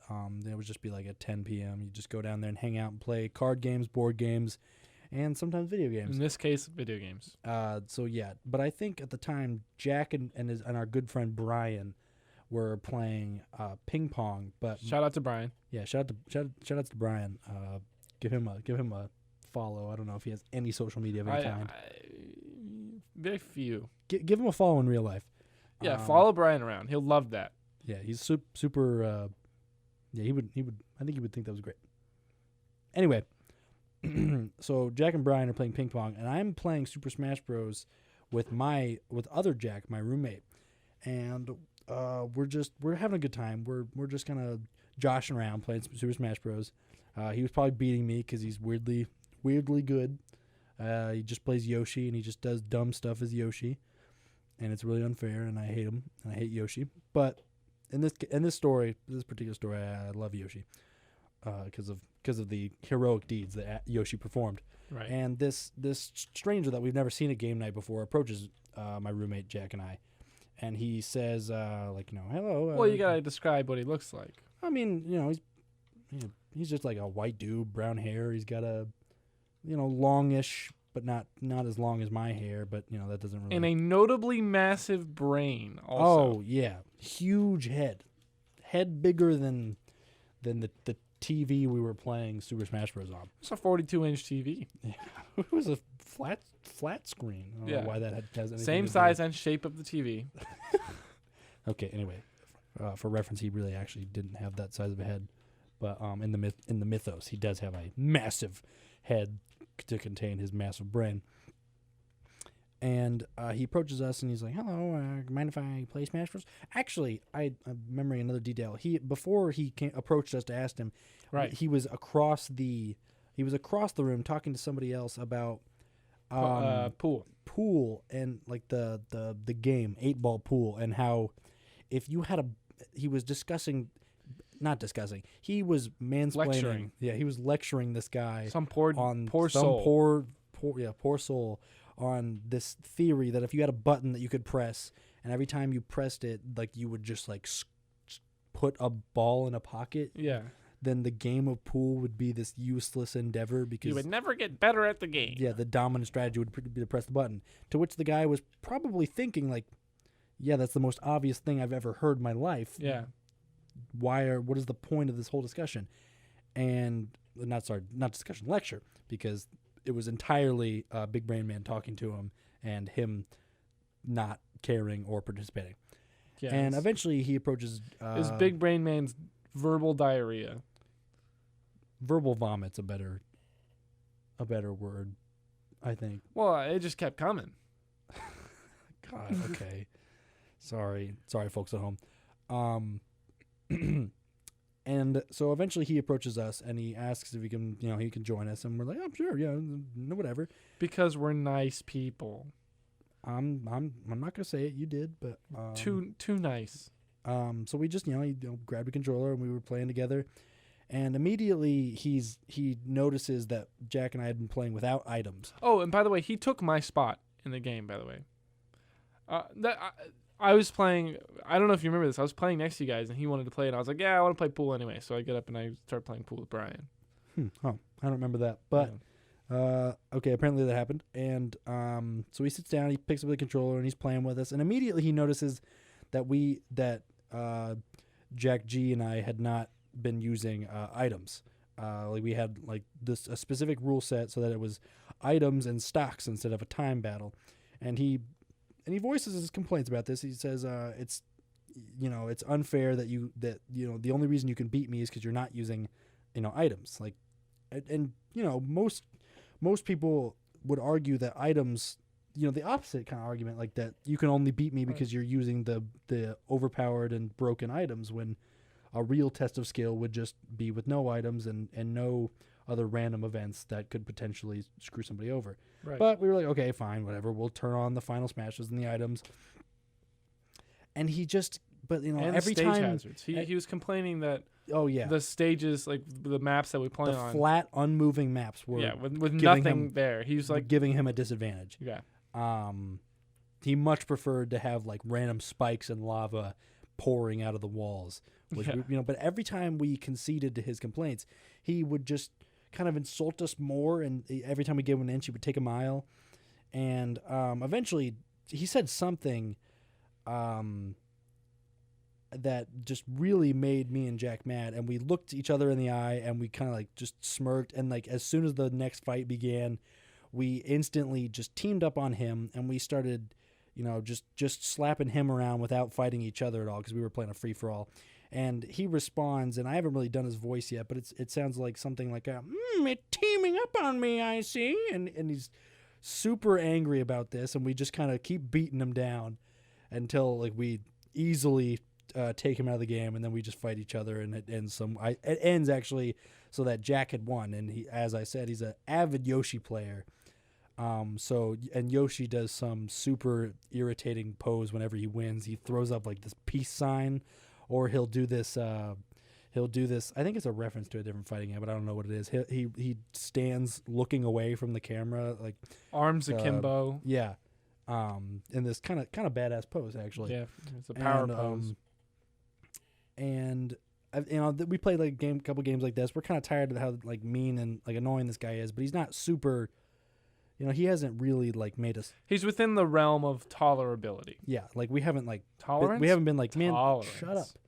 Yeah, we haven't like really gotten tired of the guy yet. But eventually,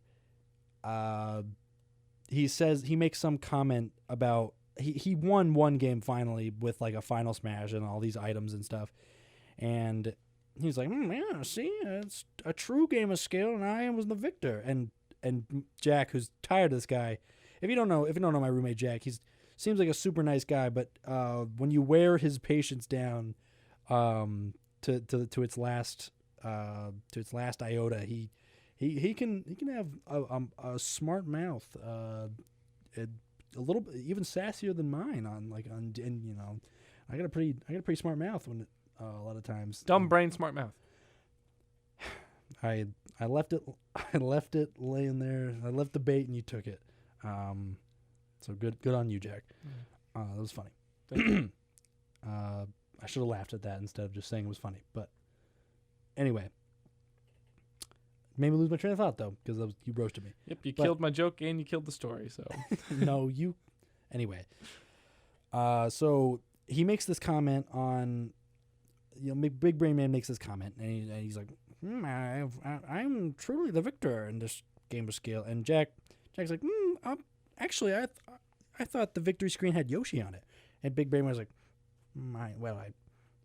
no, you clearly have misremembered the situation because it was me. And Jack goes, I don't know. I think it was just the better player. And Big Brain Man says, well, I think the better players have better memory. And Jack goes, well, I'm being completely silent because I'm pretty non-confrontational when it comes to situations at this like point, I have no idea what's going on. I'm like on the other side he's of the room. still playing pool with Brian. I'm on the like other side kind of of the room. keeping tabs, like, oh, something's elevating over there, but I'm not listening to what they're saying. And I'm being non-confrontational. I'm just sitting on the other side of them while the heat is building. And Big Brain Man goes like, I thought good players had good memory. And Jack's like, well, I kind of remember Yoshi doing this. And then he throws up the peace sign. And comments like this maybe flew for a minute more, like an extra minute or so. And eventually Big Brain Man he gets up and he's like, I'm not going to, it's not very fun when you're playing with bullies. And at this point I did speak up. I was like, the feeling is mutual, man. Because I thought he was being the bully, and he goes, "No, the feeling is not mutual." Like he was like, "No, let me tell you how you feel." Yeah, which made me laugh because I just was so absurd. He was like, "Yeah, you don't feel that way. Actually, you feel a different way," which I thought was extremely humorous. And he launched into this rant about how.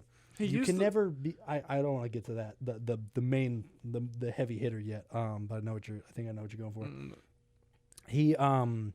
He told us that like it was impossible to get better at the game by playing somebody better than you, which was dumb.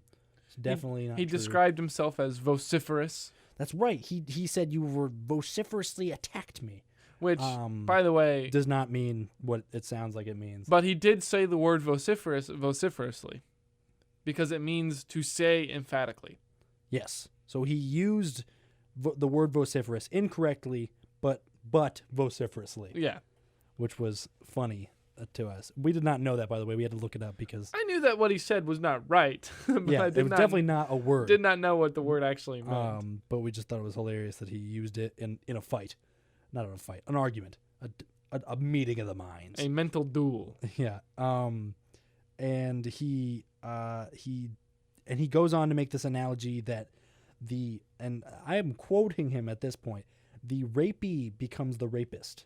And somebody who is abused will then become the abuser. Yeah, he's talking about the cycle of abuse, which, has some merit. But, well, first of all... To compare it to Super Smash Brothers was the most absurd thing of the situation. Yeah. But also, he was completely victimizing himself far past to apply the cycle of abuse to Smash Bros is dumb, and also to apply the cycle of abuse to rape was really dumb as well. Like dumb in so many dimensions. Dumb in every dimension. Because also he was the one being the jerk. He started out by like being just mean to us. And at this point, I'm involved. By the way, I like walk over because I'm like, is this dude yelling at my friends? Like, what is happening? So I walk over and I try to smooth it over. And I don't remember exactly what I said. Yeah, I don't remember either. But I said something to make fun of Mason because I'm like, okay, well, the best thing to do to ease situations like this is to like make fun of yourself so that he's, he feels like he's right and whatever, blah, blah, blah, blah. But then didn't he like agree with you? Yeah, he was like, yeah, that's right. Mason is a bully. And I was like, wait a second. Did he just call my friend a bully? Like, no, I thought it was something else. I thought he said like, he does suck at the game. Yeah, yeah. Like, I was like, what? I was like, oh, right. He said, like Mason's so bad he couldn't beat me anyway. He was like, no, he said perhaps you were the problem. That's what it was. He said that he was not going to get better beating someone who was worse. That Mason wasn't going to get better beating someone who was worse than him. And I was like, yeah, that's how I feel about Mason, because Mason's markedly worse than me in Smash Bros. And Big Brain Man turned to me and he was like, exactly. Perhaps you were the issue then. Yeah. He shifted the blame to Jack, and Jack was like, "What? Hold on. Like, wait, excuse me." Yeah.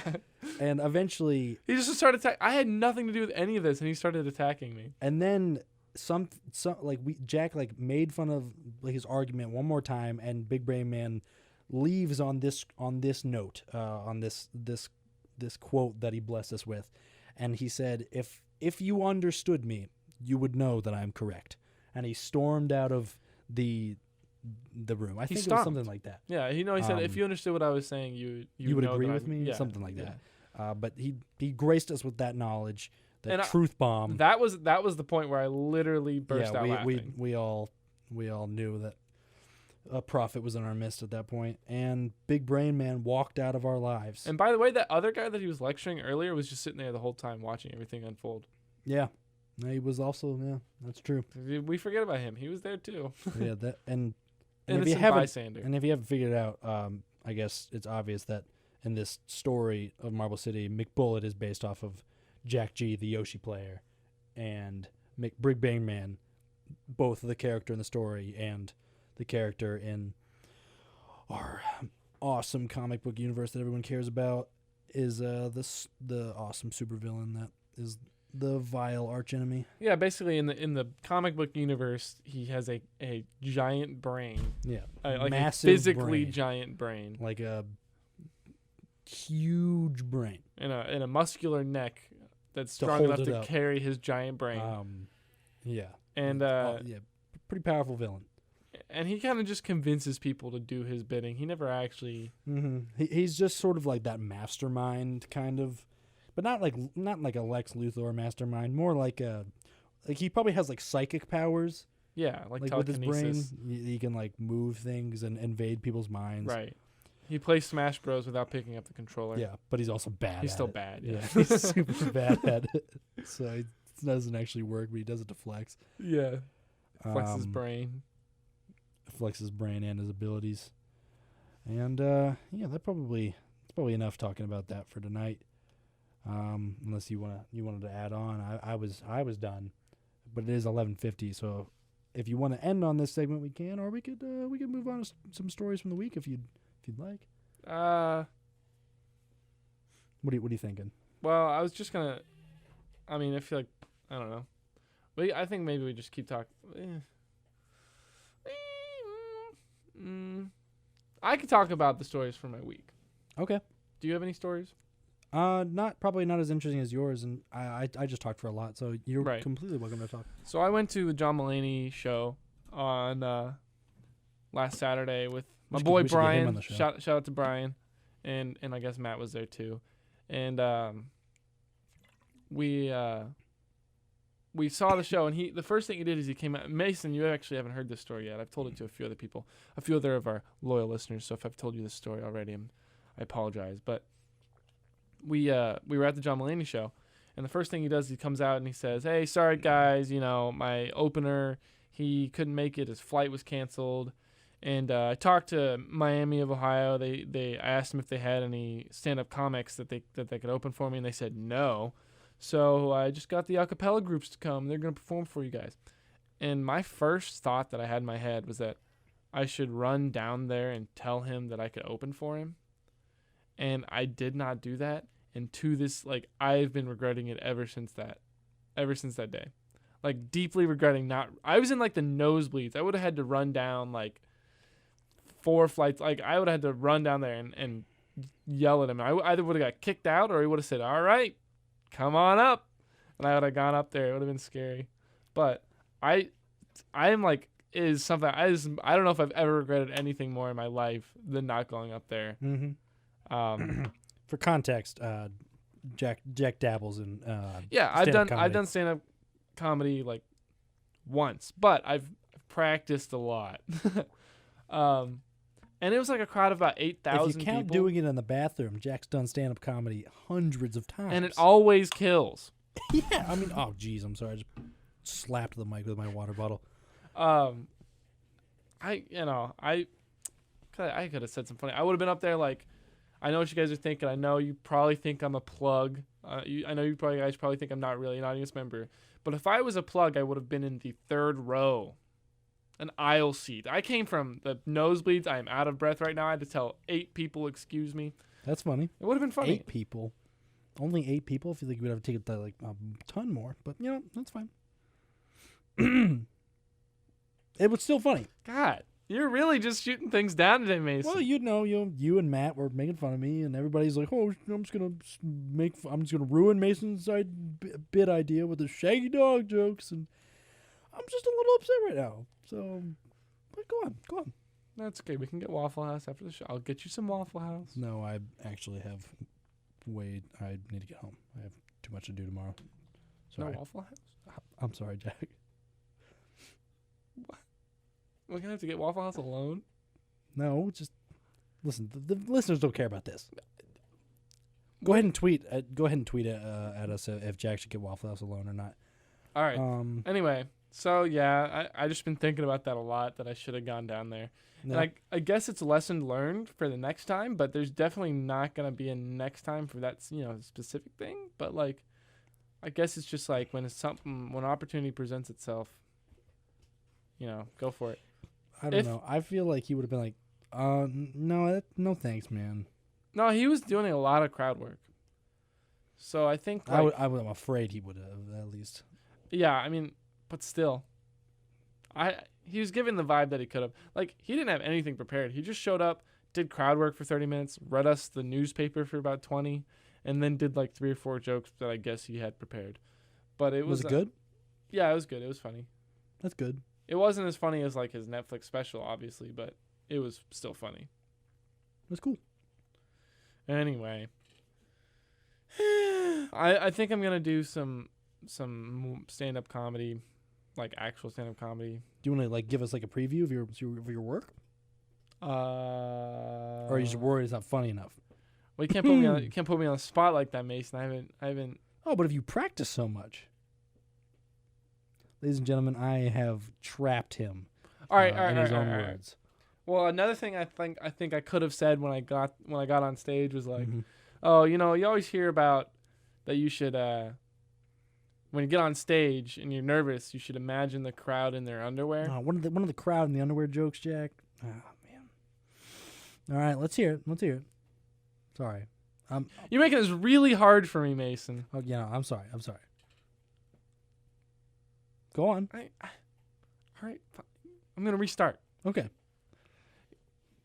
You know what they always say is that when you get in front of a large crowd and you're a little bit nervous, you should imagine the crowd in their underwear. Mm-hmm.